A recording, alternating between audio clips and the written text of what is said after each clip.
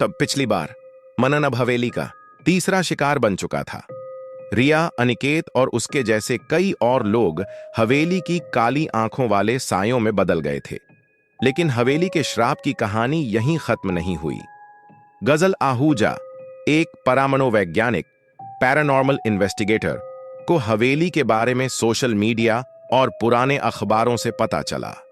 गजल ने दुनिया भर में भूत प्रेत, श्राप और आत्मा मुक्ति पर रिसर्च किया था और उसे यकीन था कि हर आत्मा मुक्ति पा सकती है अगर सही तरीका अपनाया जाए। लेकिन हवेली के बारे में पढ़ते हुए उसने एक डरावना तथ्य खोजा। जिसने भी श्राप हटाने की कोशिश की वो खुद हवेली का हिस्सा बन गया। गजल को चेतावनी मिली, ये पायल सिर्फ मौत नहीं देती, ये आत्मा को जकड़ लेती है, और जब पायल पहनने वाला तीसरे दिन तक जिंदा नहीं रहता तो उसकी रूह हवेली में हमेशा के लिए फंस जाती है। गजल ने तय किया, वो हवेली जाएगी, मरे हुए लोगों की आत्माओं को मुक्त करेगी और इस श्राप को हमेशा के लिए तोड़ेगी। रात 11 बजे भारी कोहरे के बीच गजल हवेली की दहलीज पर पहुंची। हवेली उसके कदम रखते ही कांपने लगी, जैसे उसे उसकी मौजूदगी पसंद न आई हो। टूटी खिड़कियों से ठंडी हवा नहीं, बल्कि फुसफुसाहट बह रही थी। हमारे पास मत आओ, पर अगर आओगी तो यहीं रुकना पड़ेगा। गजल के हाथ में लोहे का त्रिशूल, गंगाजल और मंत्र लिखी एक पुरानी पोथी थी जो उसे काशी के एक बाबा ने दी थी। उन्होंने कहा था, यह हवेली सांस लेती है और इसके अंदर का समय तुम्हारा नहीं होगा। जैसे ही वो मुख्य हॉल में पहुंची, पुराने झूमर के कांच अपने आप गिरने लगे, लेकिन नीचे जमीन पर गिरने की बजाय बीच हवा में ठहर गए और धीरे धीरे खून टपकाने लगे। गजल ने मंत्र पढ़ना शुरू किया। तभी उसकी आंखों के सामने धुंध जमा होकर एक चेहरा बना, रिया का। रिया की आंखें अब बेहद काली थीं, लेकिन चेहरे पर दर्द की झलक थी। रिया ने धीमे से कहा, मत आओ, ये भूख बढ़ चुकी है। अब यहां सिर्फ पायल का श्राप नहीं, पूरी हवेली जिंदा है। गजल जानती थी कि हवेली के श्राप की जड़ तहखाने में है। सीढ़ियां उतरते ही दीवारें धड़कने लगीं, जैसे किसी बड़े जीव का दिल धड़क रहा हो। हर कदम पर पुरानी चीखें कानों में गूंजने लगीं, मानो हवेली उसके मन में यादें भर रही हों। अचानक उसने देखा, फर्श पर दर्जनों ब्याबी चांदी की पायलें और पड़ी थीं, जिन पर सूखा हुआ खून और काले धागों के टुकड़े चिपके थे। हर पायल से धीमी धीमी छनक आ रही थी, चाहे वे हिलती भी ना हो। तहखाने के बीचों बीच एक विशाल तांबे की परात में काला पानी भरा हुआ था। उसके ऊपर धुएं से एक आकृति बनी, जलते चेहरे वाला जमींदार।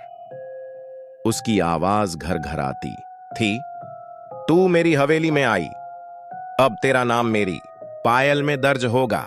गजल ने मंत्र तेजी से पढ़ना शुरू किया, लेकिन तभी उसे पीछे से किसी ने पकड़ लिया। वो था मनन, लेकिन उसका जिस्म अब पूरी तरह स्याह धुएं से बना था।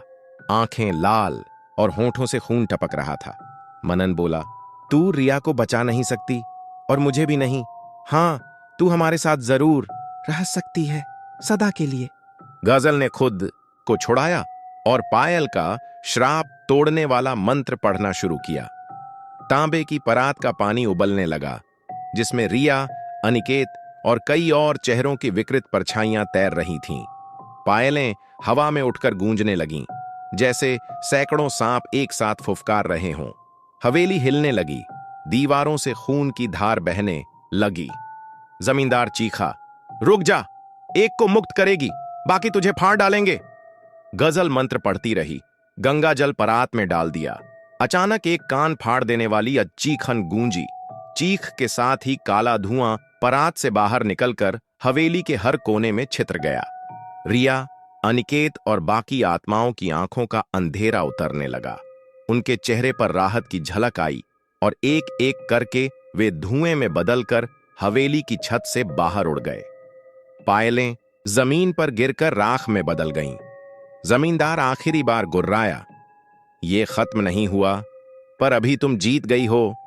सुबह होने पर हवेली वीरान थी, बस टूटी दीवारों में से आती ठंडी हवा और दूर कहीं पायल की एक बहुत हल्की छनक मानो चेतावनी दे रही हो।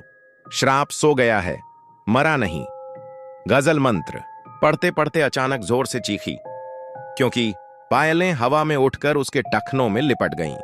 हर पायल में से काले साए निकलकर उसके जिस्म में घुसने लगे। उसकी आंखों की सफेदी गायब हो गई, जगह ले ली गहरे स्याह रंग ने।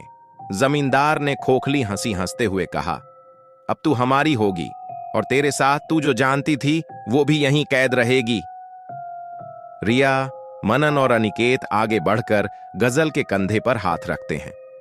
तीनों ने एक साथ धीरे धीरे मुस्कुराया और चारों के शरीर धुएं में बदलकर हवेली की दीवारों में समा गए। अगली सुबह गांव वालों ने देखा, हवेली की खिड़कियों में अब 4 जोड़ी काली आंखें थीं, जो सीधे सूरज की रोशनी में भी उन्हें घूर रही थीं। और उन आंखों के पीछे से आ रही थी पायल की इतनी तेज छनक, जिसकी गूंज पूरे गांव में सुनाई देने लगी। समाप्त, या शायद नहीं।